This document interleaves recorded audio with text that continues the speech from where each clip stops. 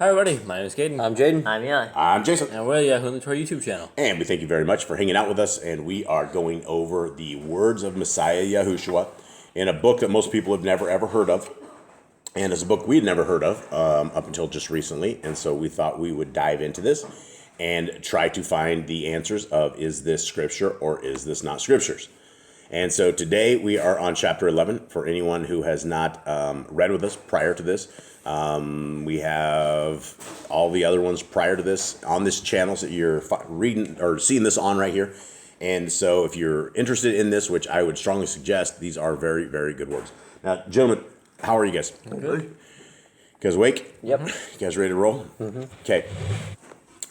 Here we go. Yahushua came to a place where he had a kinsman and stayed with him. But on the second day, a large crowd gathered outside, so it was impossible to remain at peace. These kinsmen were quiet people whose lives followed a tranquil course, for they conformed to the pattern of life imposed upon them. Hearing the clamor of the crowd, they became agitated and said, "Surely Yahushua must be out of his mind, and we should put restraint upon him, otherwise we will be ridiculed." Just then, some important men from Jerusalem spoke to them and said amongst themselves, "This thing is now beyond our control, but surely we shall never live normal lives again." Okay, what happened right here? What exactly went down? People were upset at the crowds that they weren't quiet anymore. Messiah's kinsman, right? So he is in his own home, right? They're in their own lands, or they're within him. He's within family, right? And all of these people are thronging to him because he is a celebrity. He is a healer. He has words everyone wants to hear that they've never heard before, and he's different than anyone else, and people are thronging to him. Now, his family, they're like, well, he's out of his mind. And this is something else we'd heard before that we'd never ever heard, is that his family thought he was completely off the deep end. Now, it said there's some important men from Jerusalem. And then, so all of a sudden they have these guys that have some kind of stature along with this crowd. And this is, now they're like, well, this thing is beyond our control.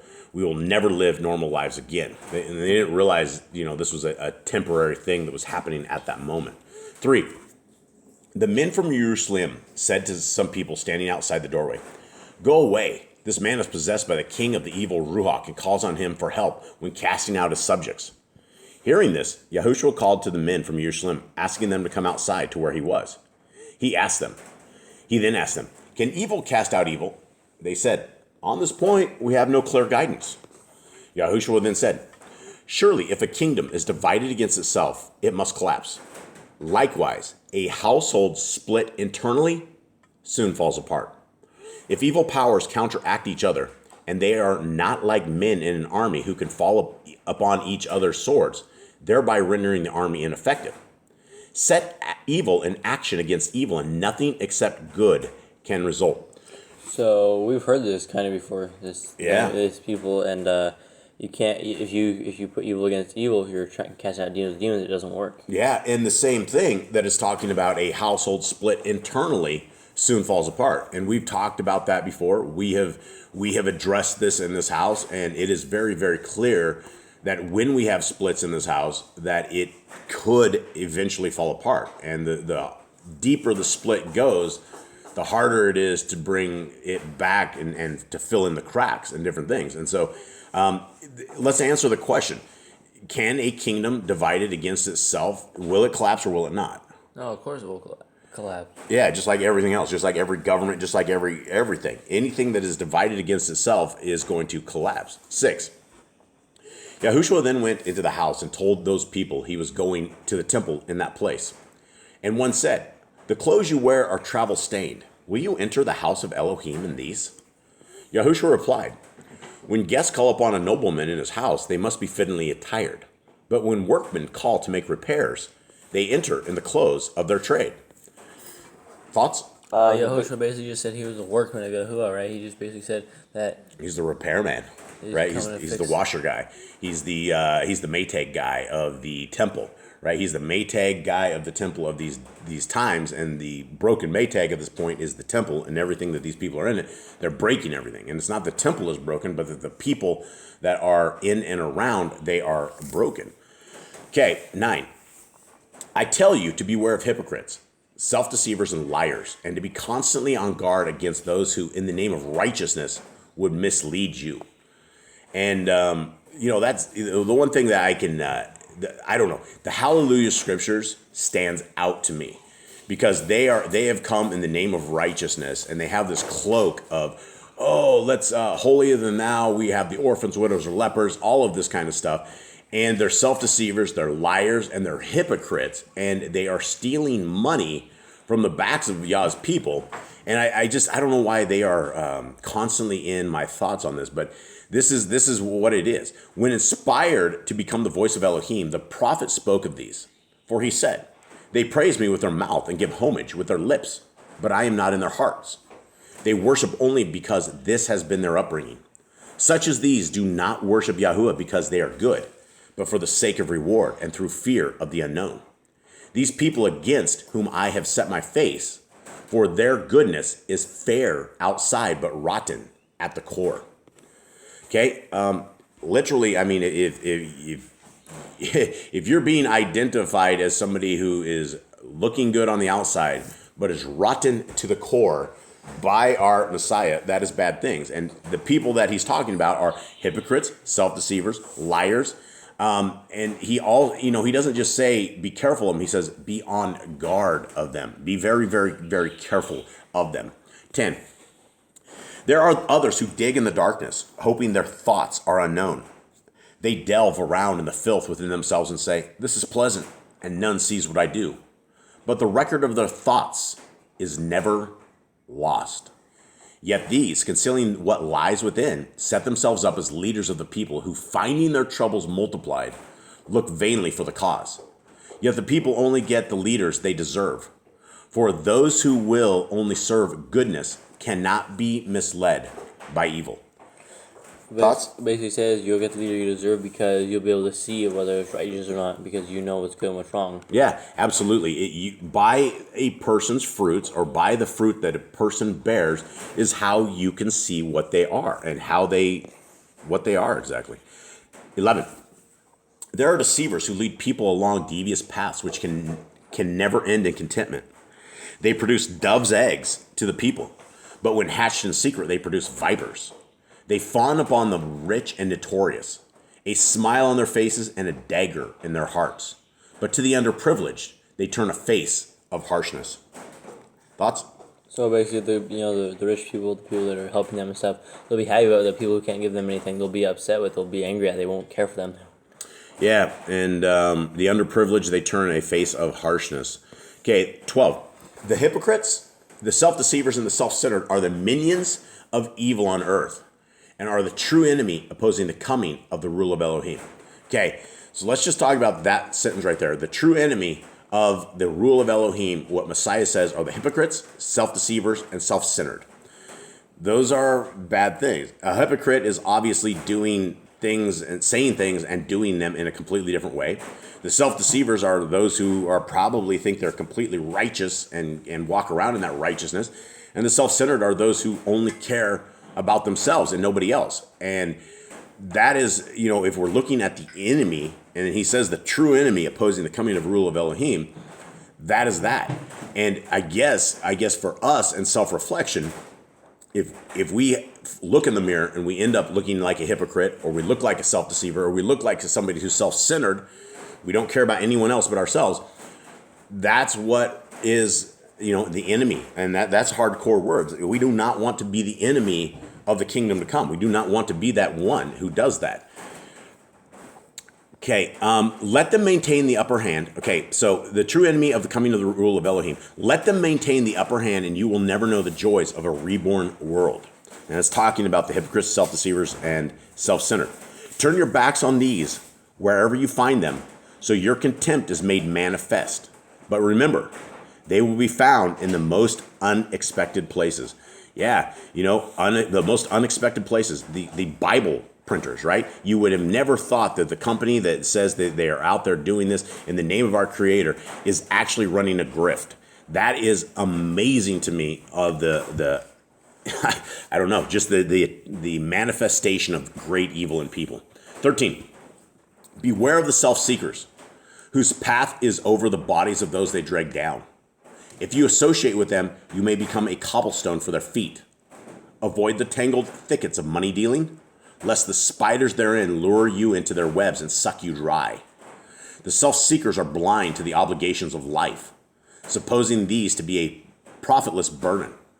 But I tell you that anyone who shoulders them courageously and cheerfully will be duly rewarded. Thoughts?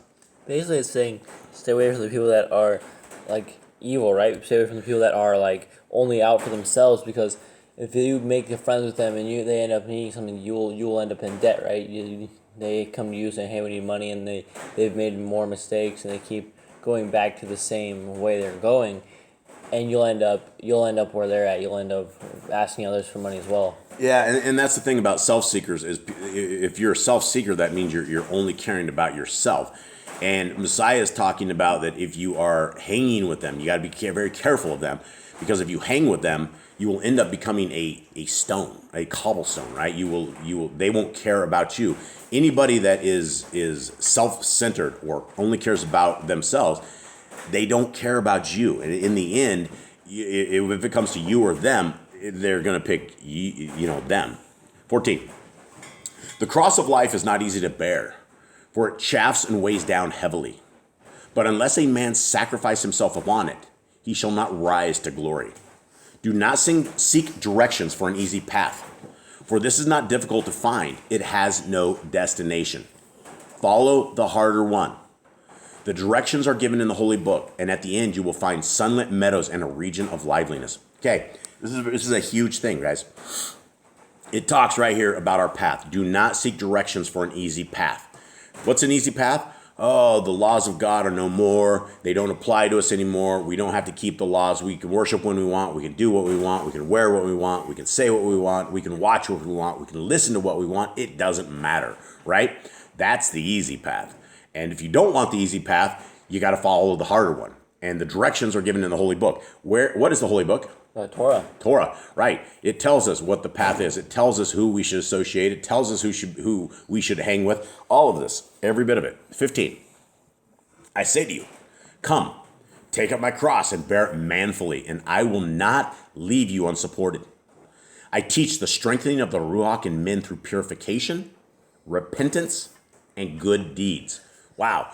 So Messiah tells us right here that the strengthening of the Ruach, the strengthening of the Spirit in men, comes through purification, repentance, and good deeds. Whoa, the Christians will say, oh, those works will save you, Big Daddy. Oh, Jason, they won't save you. Oh, you're just a hypocrite. You're just a Pharisee. Oh, you think all your good works and good deeds are going to do something for you.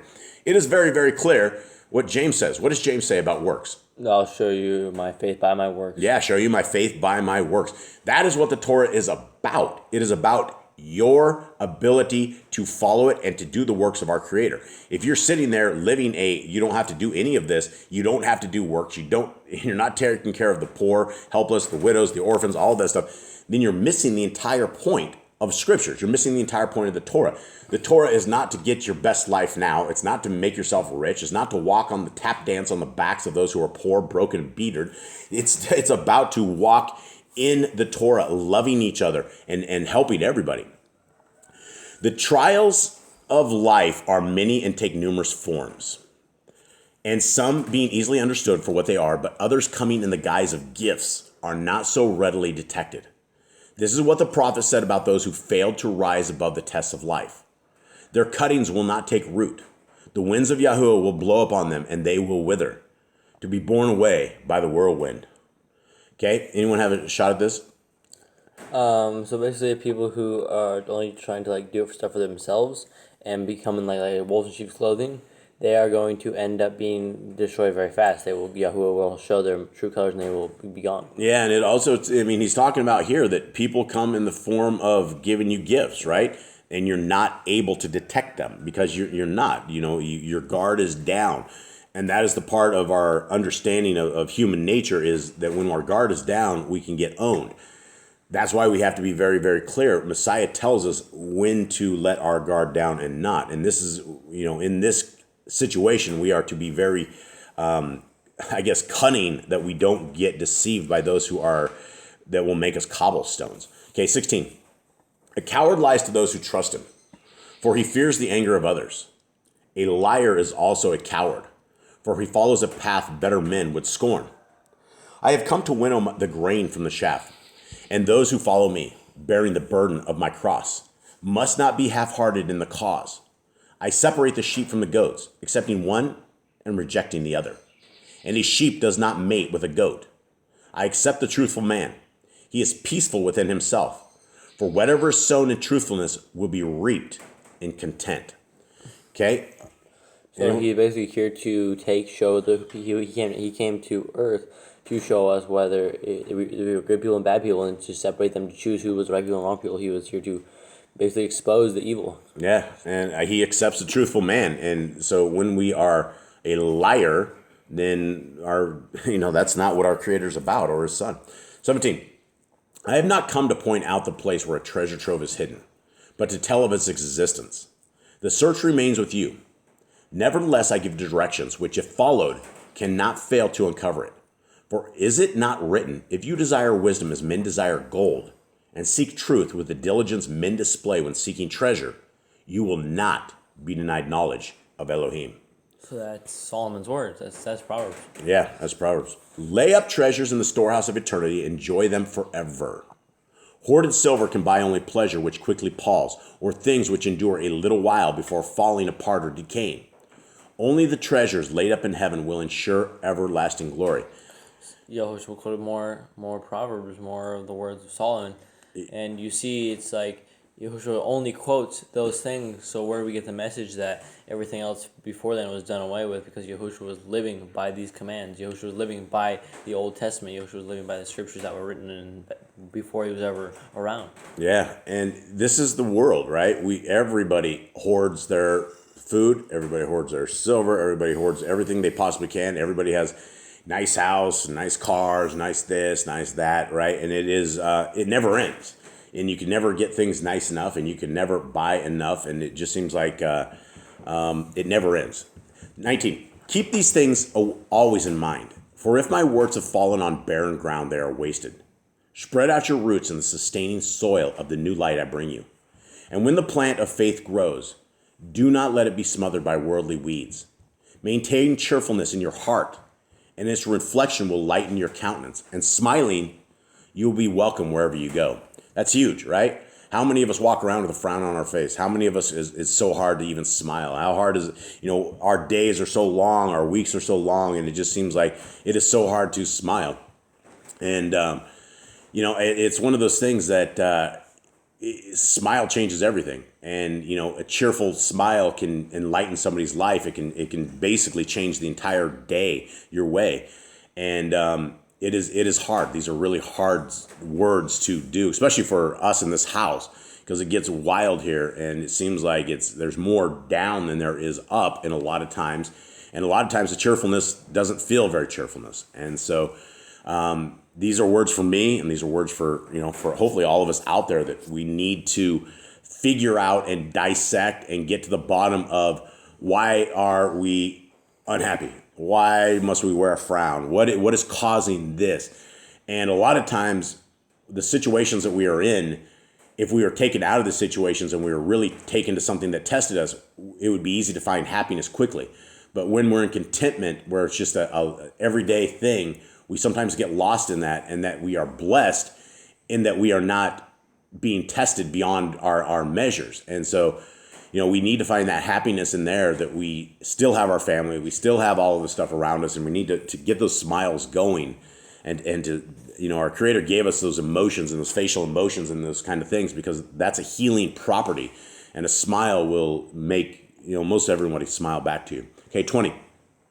Go your ways, but beware of those who speak fairly, but hold deceit in their hearts. Beware of hypocrites and deceivers. It is no sin to be blind, but to disguise the blindness and say, we see, follow us, is one of the greatest evils. And, that's just the world, right? You have you have 67,000 different denominations. Every one of the preachers there say, come follow us, come put your 10% in, come join the church. If you want to join the church, we'll baptize you. You'll be a part of this church. You could even be an elder here one day. We have church services, we have Easter services, we have Christmas services, and we have Thanksgiving services, and we even have a Oktoberfest. In fact, we have Oktoberfest. We don't call it Halloween, but we call it Oktoberfest, and let your kids dress up, right? That's all part of the world. That's all part of great evil. And that is all part of the world that we live in, right? And those preachers will look at you with their tender eyes and their soft words, and you will think that you're in a family. But you don't realize, unfortunately, the family is still part of the devil's family because they are not serving our Creator. To serve our Creator, you must keep the law, statutes, and commandments. You must have the faith of Messiah Yahushua. One without the other doesn't make sense. It's not the kingdom road. The kingdom road is both, and we have to embrace ourselves into the laws, statutes, and commands of our Creator to make our lives a better place, to make our world a better place, and to ensure any chance of our kingdom road. That's what we're here for. We're here to protect our soul. And if we've lost track of protecting our soul, then we're going to go down this path, and the world will suck us in, and it'll be easy to start frowning. It'll be easy to fall into this mire of muck that we live upon. So we got to find that hope, we got to find that love, and got to find those smiles. So guys, I encourage everybody out there to find those smiles along with us as well. Do you need to read 39? Oh yeah, let's go back to yesterday's real quick. We missed a chapter yesterday, or verse, and I thought it was a really, really super good verse. And so before was it 39, Mom? Yeah. This is one I don't know how we missed it, but this is one from yesterday. He also said, the man who says I may be wrong is always right. The man who says, I'm certainly right, is always wrong. To avoid a fight is not cowardice, and to fight with the assurance of victory is not courage. Weak men often fight, and strong men often run. Motive is all that matters. To judge anyone by their former actions is to judge unfairly. Thoughts on that final thing? You should try to avoid the fight. You shouldn't try to be in the fight. But if you do end up in the fight, sometimes you do have to fight. Yeah, and it says the man who says I'm always wrong is probably right, and the guy who says I'm certainly wrong is always wrong. So yeah, we want to stay away from these kind of things. We want to stay in the Torah, and we want to stay in our Messiah. So guys, with that, we love you guys very much. Smile a lot, and we are out. Shalom.